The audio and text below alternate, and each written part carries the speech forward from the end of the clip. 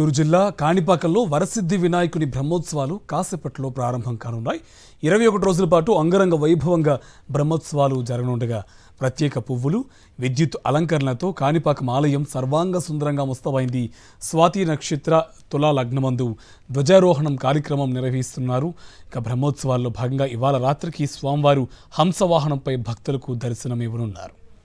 నటిక కాణిపాకం బ్రహ్మోత్సవాలకు సంబంధించి పూర్తి సమాచారం మా కరెస్పాండెంట్ మూర్తి కాణిపాకం నుంచి లైవ్లో డీటెయిల్స్ అందిస్తారు. మూర్తి, బ్రహ్మోత్సవాలకు సర్వాంగ సుందరంగా ఆలయం ముస్తాబైనట్టు తెలుస్తోంది, డీటెయిల్స్ అంటే?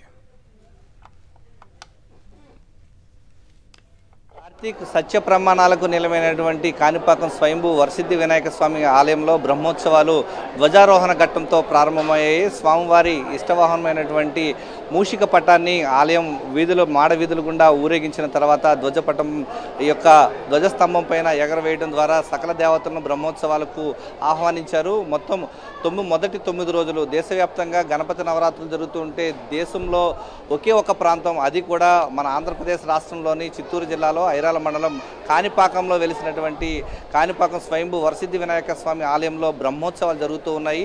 ఈ యొక్క బ్రహ్మోత్సవాలు యొక్క ధ్వజారోహణంతో కొద్దిసేపటి క్రితమే ప్రారంభమయ్యాయి. స్వాతి నక్షత్రం తులా లగ్నంలో బ్రహ్మోత్సవ ఘట్టాలు కొద్దిసేపటి క్రితమే శాస్త్రోక్తంగా నిర్వహించారు. బ్రహ్మోత్సవ విశిష్టతకు సంబంధించి, స్వామివారి వైభవానికి సంబంధించి మనతో మాట్లాడటానికి ఆలయ అర్చకులు మనకు అందుబాటులో ఉన్నారు. స్వామి, చెప్పండి, నవరాత్రి బ్రహ్మోత్సవాలు ఇక్కడ అంగరంగ వైభవంగా నిర్వహిస్తున్నారు, ఎలా జరుగుతున్నాయి? ధ్వజారోహణ యొక్క విశిష్టత ఏంటి?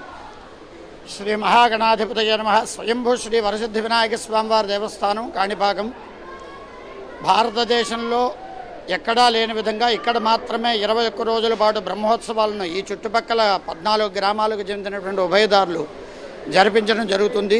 దాంట్లో భాగంగా నిన్న వినాయక చవితి సందర్భంగా మొదటగా స్వామివారి మూల విరాట్కి ప్రత్యేక పూజలు, అలాగే రాత్రి గ్రామోత్సవం జరిపించడం జరిగింది. నవరాత్రి ఉత్సవాలలో భాగంగా ఈరోజు ఉదయం 9 గంటల నుండి 10 గంటల మధ్య తులాలగ్నంలో ధ్వజారోహణం చేయడం జరిగింది. ఈ రోజు నుండి నవరాత్రి ఉత్సవాలు ప్రారంభమవుతాయి.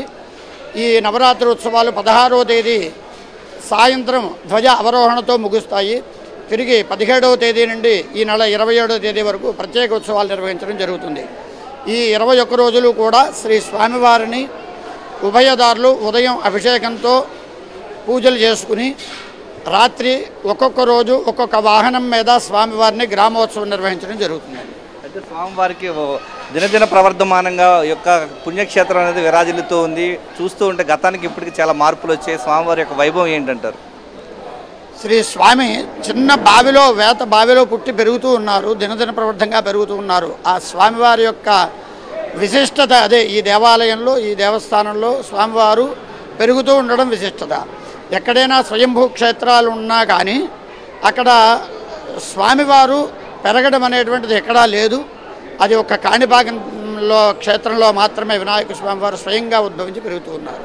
కాణిపాకంలో స్వయంభూ వరసిద్ధి వినాయక స్వామి భక్తులకు బావిలో వెలిసి భక్తులకు దర్శనమిస్తున్న నేపథ్యంలో కాణిపాకం పుణ్యక్షేత్రంలో విశిష్టత దినదిన ప్రవర్ధమానంగా ప్రసిద్ధి చెందుతోందంటూ ఉన్నారు. కాణిపాకం బ్రహ్మోత్సవాల ధ్వజారోహణంతో అయితే ఈరోజు ప్రారంభమయ్యాయి. కార్తీక్, థ్యాంక్ యూ మూర్తి. వినాయక చవితి ఉత్సవాల్లో భాగంగా విశాఖలోని కొత్త గాజువాకలో భారీ బెల్లం గణపతి విగ్రహం ఏర్పాటైంది. 75 అడుగుల ఎత్తైన తయారైన బెల్లం గణపతి రూపం భక్తులను విశేషంగా ఆకర్షిస్తుంది. రాజస్థాన్ నుంచి తెచ్చిన బెల్లంతో గణనాథుడి రూపాన్ని అనకాపల్లి కళాకారులు తీర్చిదిద్దగా బెల్లం గణపతిని చూసేందుకు భారీగా భక్తులు తరలివస్తున్నారు. ఇదే అంశంకు సంబంధించి మరింత సమాచారం మా కరెస్పాండెంట్ అనిల్ మనకి లైవ్లో డీటెయిల్స్ అందిస్తారు. అనిల్, డీటెయిల్స్ అంటే?